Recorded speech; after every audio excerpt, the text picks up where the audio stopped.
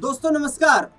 आज बताएंगे आपको आखिरकार क्या नेपाल में सत्ता परिवर्तन के बाद भी फिर से बिगड़ते नजर आ रहे हैं राजनीतिक और सामाजिक हाल। दरअसल नेपाल में हाल ही में राजनीतिक बदलाव की एक नई कहानी लिखी है। देश का युवा शक्ति यानी कि जेनजी ने पुरानी सत्ता को उखाड़ फेंका और बालेन शाह को नेपाल की कमान सौंपी। लेकिन सत्ता में आने के कुछ दिनों बाद भारत के पड़ोसी देश नेपाल का युवा एक बार फिर से सड़कों पर उतर आया है। तख्तियां लेकर सरकार के खिलाफ नारेबाजी कर रहा है। स्कूली छात्र प्रोटेस्ट कर रहे हैं, सुरक्षा कर्मियों से भिड़ रहे हैं। एक बार फिर से नेपाल की राजनीति में हलचल दिख रही है। इन हालातों को देखते हुए गृह मंत्री को इस्तीफा तक देना पड़ गया है। सवाल यह है कि युवाओं का मौजूदा आंदोलन नेपाल की पॉलिटिक्स को क्या फिर से हिला सकता है, ये समझने के लिए हमें अब थोड़ा पीछे भी चलना होगा। 27 मार्च 2026 को बालेन शाह ने नेपाल के सबसे युवा प्रधानमंत्री पद की शपथ ली। बालेन शाह एक एंटी एस्टेब्लिशमेंट नेता थे जो भ्रष्टाचार के खिलाफ व्यवस्था में पारदर्शिता बहाल करने वाले और युवाओं की आवाज बनकर उभरे। उनकी जीत खुद एक आंदोलन का परिणाम थी जिसे जेनजी प्रोटेस्ट नेपाल में कहा गया। लोगों को लगा था कि अब सिस्टम बदलेगा, लेकिन उम्मीदें अब सवालों में बदल रही हैं। नई सरकार बने अभी 1 महीना भी पूरा नहीं हुआ है। उससे पहले बालेन सरकार के खिलाफ सड़कों से सिंह दरबार तक विरोध प्रदर्शन हो रहे हैं। बताते हैं आपको कि नेपाल प्रोटेस्ट की वजह क्या है। पहली वजह यह है कि स्टूडेंट यूनियन पर रोक लगाई गई, यानी सरकार का छात्र संगठनों पर रोक लगाने का फैसला। इंडिया टुडे की एक रिपोर्ट के मुताबिक छात्र नेताओं ने सरकार पर संवाद करने की बजाय दमनकारी रवैया अपनाने का आरोप लगाया है, जिससे युवाओं में असंतोष बढ़ रहा है। देश भर में हजारों छात्र विरोध प्रदर्शनों में शामिल हुए हैं, जिनमें कई प्रदर्शनों की अगुवाई स्कूल और कॉलेज के ग्रुप्स ने की है। दूसरी वजह की बात करें तो भारत से आने वाले सामान पर टैक्स भी एक बड़ा मुद्दा है। यह पॉइंट हाल के विरोध प्रदर्शनों का एक सबसे संवेदनशील और व्यवहारिक कारणों में से एक है, क्योंकि इससे नेपाल और भारत के रोटी बेटी वाले रिश्ते पर असर पड़ रहा है। भारत और नेपाल के बीच ओपन बॉर्डर है। इसका मतलब दोनों देशों के लोग बिना किसी वीजा आ सकते हैं, जा सकते हैं। सीमावर्ती इलाकों में रोजमर्रा का व्यापार बहुत आम होता है। लोग अक्सर सस्ती चीजें भारत के बाजारों से खरीदते हैं, जैसे राशन, कपड़े, इलेक्ट्रॉनिक सामान, दवाइयां वगैरह। नेपाल के नागरिक बिना टैक्स के सामान खरीद कर ले जाते हैं।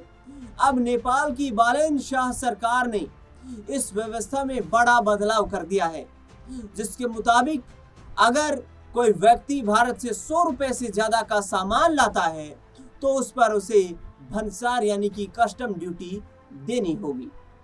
अब सरकार का इन प्रोटेस्ट पर क्या तर्क है? मीडिया रिपोर्ट्स के मुताबिक नेपाल सरकार ने टैक्स, इसके पीछे एक बड़ा तर्क दिया है। नेपाल के दुकानदार ये शिकायत कर रहे थे कि भारत से सस्ता सामान आने की वजह से उनका व्यापार जो है वो घट रहा है। नेपाल की अर्थव्यवस्था काफी हद तक भारत पर निर्भर करती है। ऐसे में अचानक टैक्स बढ़ाना लोगों के लिए एक झटका है। हमने ठूठीवाड़ी बॉर्डर पर मौजूद कुछ भारतीय दुकानदारों से बात की, जिनका कहना है कि अगर नेपाल सरकार अपना फैसला नहीं बदलती है तो उनके रोजगार पर इसका सीधा असर पड़ सकता है। अब तीसरी वजह की बात करते हैं। सुदन गुरंग नेपाल के गृह मंत्री थे। उन पर आय से ज्यादा संपत्ति और शेयर बाजार में बिचौलियों के साथ मिलकर संदिग्ध कारोबार करने का आरोप लगा। एक मीडिया रिपोर्ट के मुताबिक उन्होंने मनी लॉन्ड्रिंग के मामले में जेल में बंद दीपक भट्ट के साथ आर्थिक लेन देन किया और कई कंपनियों में 50 लाख रुपए से ज्यादा के शेयर खरीदे। इन आरोपों के बाद नेपाल के गृह मंत्री सुदन गुरंग के इस्तीफे की मांग तेज हो गई थी। इसके बाद गृह मंत्री सुदन गुरंग का इस्तीफा हुआ। नेपाल के गृह मंत्री ने इन आरोपों को सीरियसली लिया और अपने पद से इस्तीफा दे दिया। एक फेसबुक पोस्ट में उन्होंने बताया, मैंने नेपाल के गृह मंत्री के तौर पर अपनी भूमिका पूरी निष्ठा और सच्चाई के साथ निभाई है, लेकिन मैं लोगों के सवालों और आलोचनाओं का भी सम्मान करता हूँ। मेरे लिए एथिक्स हमेशा पद से ऊपर रहे हैं। बालेन सरकार ने सत्ता में आते ही 7 पूर्व प्रधानमंत्रियों की संपत्ति की जांच के आदेश दे दिए। इसके बाद एक समिति का गठन का प्रस्ताव रखा गया था जिससे भ्रष्टाचार खत्म हो। हालांकि नेपाल में लगातार बदलते घटनाक्रम और जनता का आक्रोश कुछ और ही कहानी बता रहे हैं। बालेन शाह, जिनकी छवि सिस्टम बदलने वाले नेता की है, उनके सामने अब सिस्टम संभालने का चैलेंज मुंह बाए खड़ा है। जैसे कि नेपाल में पिछले साल जो जेनजी प्रोटेस्ट हुए और एक गाना, नेता का छोरा गाड़ी में और गाड़ी पहुंची खाड़ी में, ये एक ऐसा नारा था, एक ऐसा गाना था यूथ में जो तेजी से फैला, आग की तरह फैला। और हम सब ने देखा कि किस तरीके से नेपाल में जिस तरीके से युवा भारी मात्रा में सड़क पर उतर आए, सत्ता को उखाड़ कर फेंक दिया और वहीं से एक नए चेहरे का उदय हुआ जिनका नाम बालेन शाह और बालेंद्र शाह। इन्होंने युवा राजनेता के तौर पर अपनी पहचान बनाई। रैपर थे, नेपाल में काफी चर्चित इनका नाम था, लेकिन इन्होंने उस जेनजी प्रोटेस्ट को एक तरीके से भुनाने का, राजनीतिक तौर पर भुनाने का प्रयास किया और उस प्रयास में बालेंद्र शाह और बालेन शाह, जो कि वर्तमान नेपाल के प्रधानमंत्री हैं, उनको काफी सफलता भी हासिल हुई और उस जेनजी के आंदोलन का फायदा उठाते हुए उन्होंने सत्ता का तख्ता पलट करने में कामयाबी हासिल।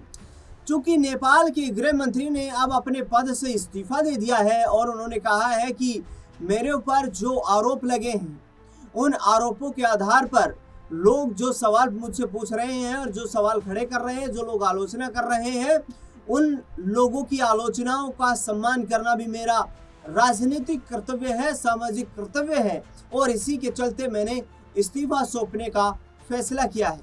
बता दें आपको कि सुदुन गुरुङ, जो कि नेपाल के गृह मंत्री थे, उनके इस्तीफे के बाद नेपाल में एक बार फिर से राजनीतिक अस्थिरता के जो हालात हैं वो पैदा होते हुए नजर आ सकते हैं। जानकारों का ये मानना है कि यदि नेपाल में इन मुद्दों पर, विशेष तौर पर छात्र यूनियन पर यदि रोक लगाई गई तो बड़ी संख्या में एक बार फिर से जेनजी यूथ जो है वो सड़कों पर उतरता नजर आ सकता है। और जिस तरीके से पूर्ववर्ती सरकारों के खिलाफ आंदोलन हुए, उसी तरीके के आंदोलनों का सामना यहाँ पर बालेन शाह सरकार को करना पड़ सकता है।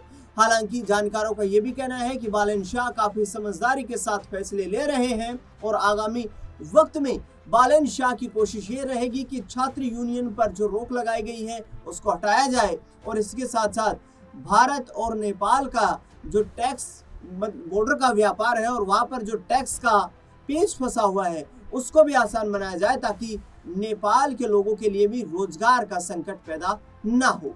देखना दिलचस्प होगा कि नए प्रधानमंत्री बालेन शाह इन हालातों पर आखिरकार नेपाल में कैसे नियंत्रण करते हुए नजर आते हैं। इस खास रिपोर्ट को लेकर आपका क्या कुछ कहना है हमें कमेंट बॉक्स में जरूर बताएं। देश दुनिया से जुड़ी हुई तमाम बड़ी खबरों के लिए जुड़े रहें हमारे साथ।